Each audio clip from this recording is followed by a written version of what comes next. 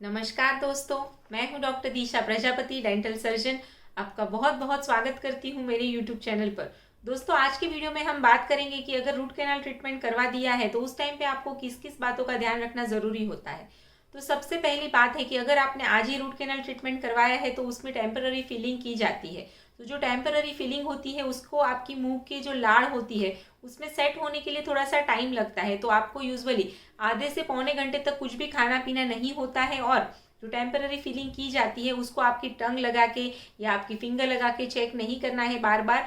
वैसा करने से आप फीलिंग को डिस्टर्ब कर सकते हैं और कभी कभी वो फीलिंग निकल जाने की भी चांसेस रहते हैं, क्योंकि वो टेम्पररी फीलिंग होती है। दूसरा एंड मोस्ट इम्पॉर्टेंट बात है कि जब हम रूट कैनाल ट्रीटमेंट करते हैं तो पेशेंट को एनेस्थेशिया देते हैं और वो साइड पूरी सुन्न की जाती है। तो जब तक आपके मुंह में एनेस्थेशिया का इफेक्ट होता है तब तक आपको कुछ भी खाना नहीं खाना है।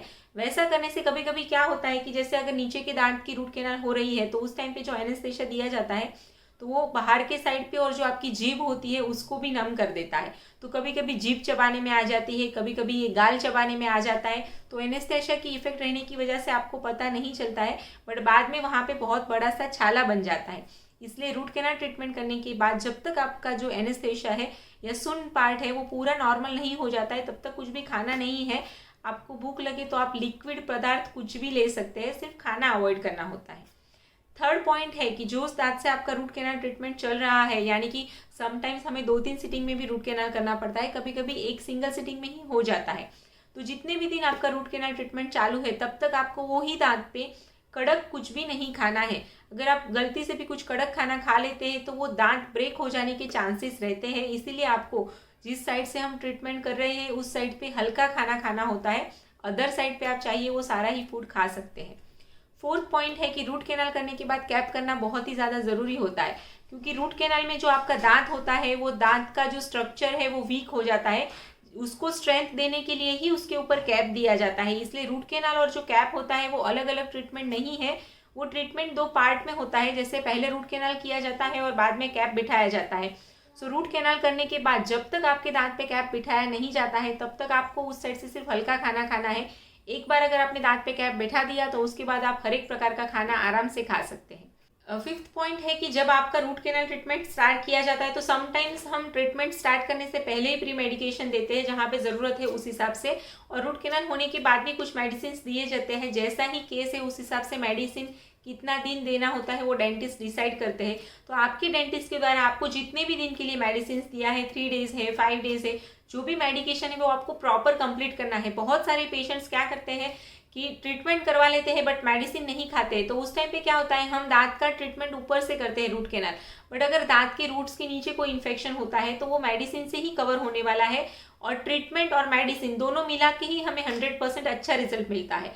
सो ये बात समझना ज़रूरी है कि जब आपको मेडिसिन देते हैं तो वो मेडिसिन आपको बताए गए टाइम पे अच्छे से और उतने दिन कंपलसरी लेना चाहिए, ताकि आपका जो रूट कैनाल का ट्रीटमेंट है वो फ्यूचर में भी आपको कभी कोई प्रॉब्लम ना आए उसमें। नेक्स्ट पॉइंट है कि जिस दिन आपका रूट कैनाल ट्रीटमेंट हुआ है और आपको टेम्पररी फिलिंग दी हुई है वो दांत में, उस दिन का रात की ब्रशिंग छोड़ के आपको बाकी के सारे ही दिन जो भी ट्रीटमेंट वाला टीथ है उसके ऊपर भी अच्छे से ब्रशिंग करनी है। बहुत बार पेशेंट्स बोलते हैं मैम ट्रीटमेंट चालू था ना इसलिए मैंने ब्रश नहीं किया।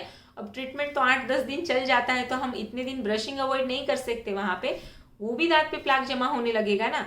सो ऑलवेज अब कौन सा भी ट्रीटमेंट है आपका, जिस दिन ट्रीटमेंट हुआ है उस दिन का रात की ब्रशिंग छोड़ के दूसरे दिन से आपको आपका ओरल हाइजीन जैसे आप मेंटेन करते हैं वैसे ही मेंटेन करना ज़रूरी होता है। और दोस्तों, लास्ट एक पॉइंट बताना चाहती हूँ कि रूट कैनाल ट्रीटमेंट से डरना नहीं है बिल्कुल। अगर आपका दांत सड़ गया है, ज़्यादा मात्रा में सड़ गया है, तो उसको बचाने के लिए एक लौता ट्रीटमेंट होता है रूट कैनाल ट्रीटमेंट। इसलिए आप बिल्कुल मत घबराइए। अगर आपके केस में भी कभी रूट कैनाल ट्रीटमेंट एडवाइस किया गया है तो ज़रूर करवाइए। रूट कैनाल ट्रीटमेंट करवाने के बाद सिर्फ फिलिंग करके मत छोड़ दीजिए दांत को, नहीं तो वो दांत आगे जाके री इन्फेक्शन हो जाता है या फिर वो दांत टूट जाता है, दोनों में से एक चीज़ हो जाती है। तो उससे अच्छा है कि जब आपने रूट कैनाल ट्रीटमेंट करवाया है, यानी कि आधा ट्रीटमेंट कंप्लीट किया है, तो उसके ऊपर कैप बिठा के लीजिए और वो ट्रीटमेंट को पूरा ही कंप्लीट कर दीजिए। सो दोस्तों, रूट कैनाल ट्रीटमेंट करवाने के बाद क्या क्या चीज़ें करनी चाहिए उस बारे में आपके जो भी क्वेश्चन थे उसके आंसर मैं होपफुली ये वीडियो में कवर कर चुकी हूँ।